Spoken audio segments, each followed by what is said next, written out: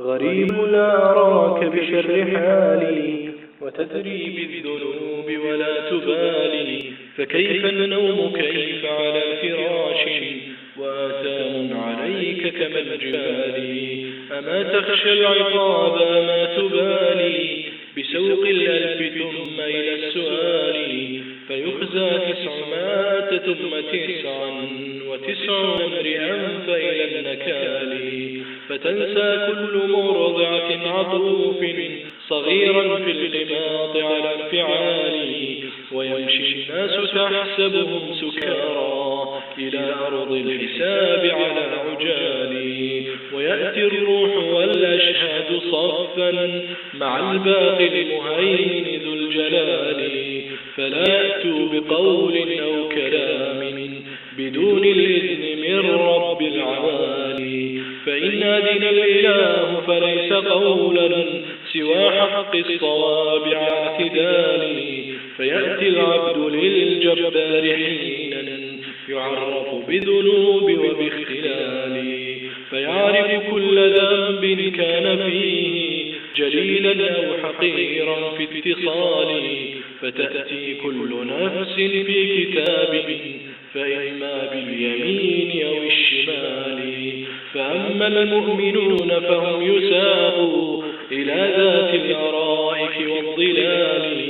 جنان الخلد فهي لهم مقام وذاك الخلد ليس إلى زوال. فأنهار من الألبان فيها وأنهار من الماء الزلال. وبنيانا من الياقوت درا وبنيانا من الوجهين عالي. وحور قد أتته وفي دلال تقول القول هيا إلى وصالي. فحمدا للذي أحياك يوما لكي أبقى بقربك في دلالي. وتمشي كالغصين الرطب حينا وحينا كالغزال على الرمال. ينظر في عيون الحب حينا وحينا في الكلام وفي الجال.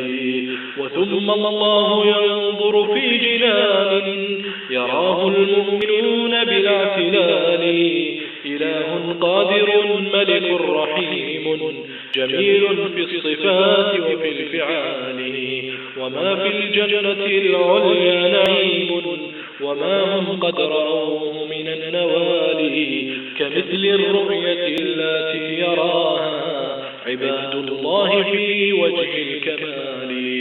وأما المجرمون ففي جحيم لهم فيها الدخان مع اشتعال.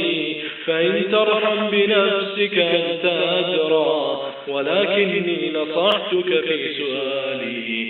غريب لا أراك بشر حالي وتدري بالذنوب ولا تبالي.